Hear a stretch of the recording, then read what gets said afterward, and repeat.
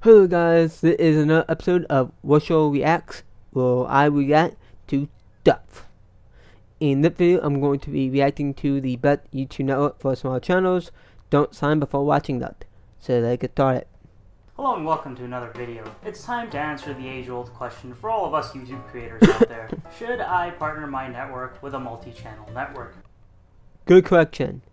But you should have caught that in editing and redone that part. Just saying.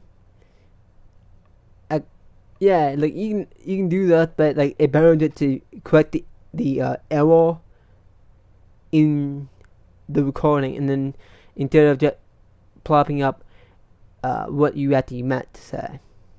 Just saying.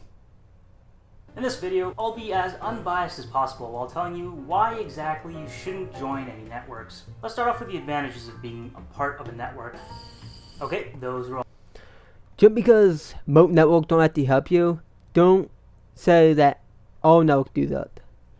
Because you will find that most small networks do try to actually help the partners. It's the big dogs like TGN, Freedom, and all of them that don't. Because to them, you really don't care. You really don't matter because you are like 65 sub channel. So if you sink, nothing happens because you're just pennies to them. But if a big dog sinks, then oh no, they have to worry because there goes like $100, $200, $300 channel, and then they have to like come over a way to get that money back. So yeah, just because like 99% of networks don't actually help you, don't mean that all networks won't help you. All the advantages. Time to move on to the disadvantages. The first and most important disadvantage is that YouTube networks operate with something known as a revenue share system. The services, which I will get more into in just a minute, that these networks provide aren't for free. Any money you earn from your videos will be split between you and the network. This revenue split can range from anywhere between 60-40 to 90-10. Some networks do offer 95-5, so that's kind of misleading. But generally, 60-40 to 90-10 is generally what most networks will go to. But yeah, some do offer 95-5, so you might want to actually put that in the video as well. Just saying.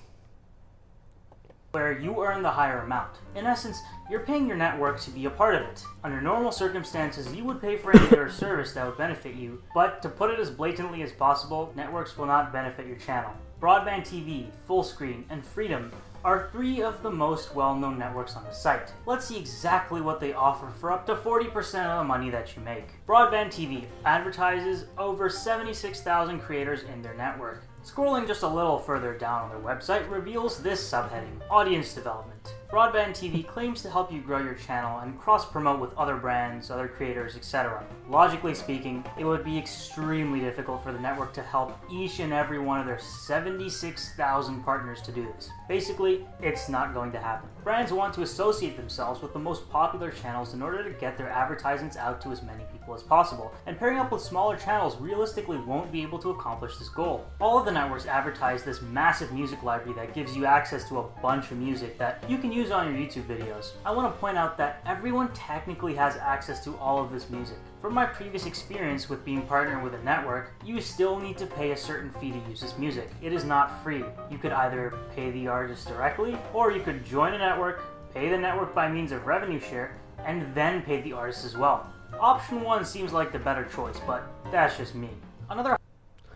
Well, if you want to pay hundreds, even thousands of dollars to use songs, then yeah, you can go and buy the licenses yourself. But if you're under a network, you're actually your money, the money that is being used to buy the licenses, is being pulled together with all the other partners. So it makes more sense. You paying out hundreds of thousands of dollars, or pulling your money together and getting 30,000 plus songs, sound effects, all that. Come on, what makes more sense?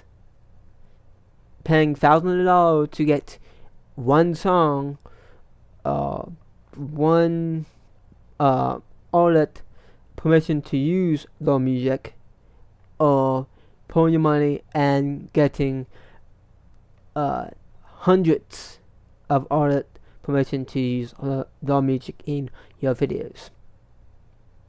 But it's up to you what you do. But I would prefer to pull my money together and get 30,000 plus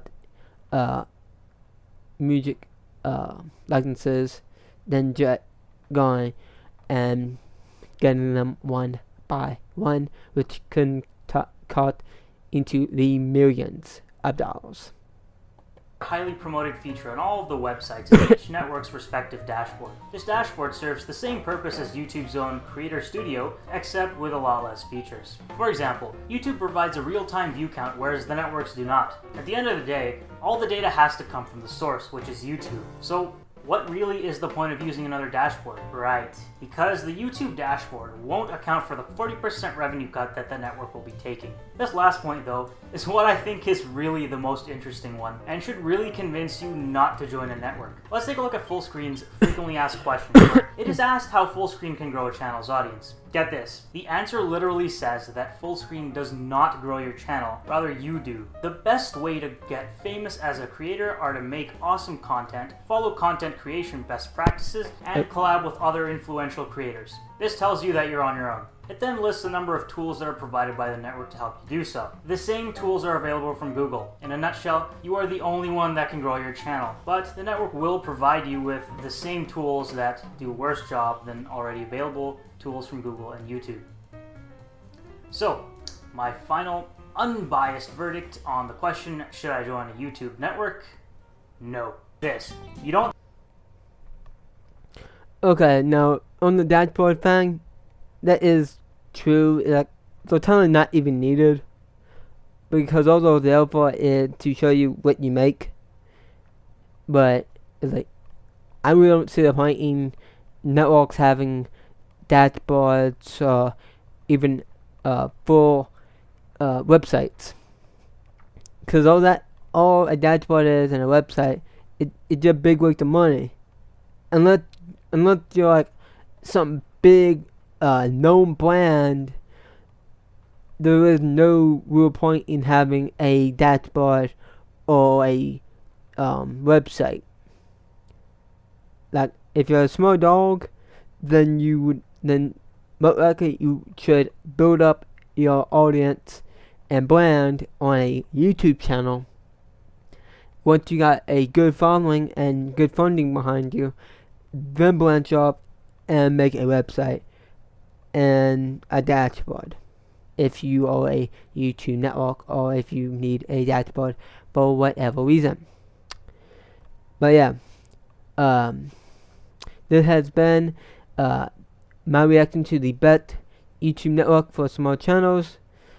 Don't sign before watching that, and I'll see you in the next video. Bye.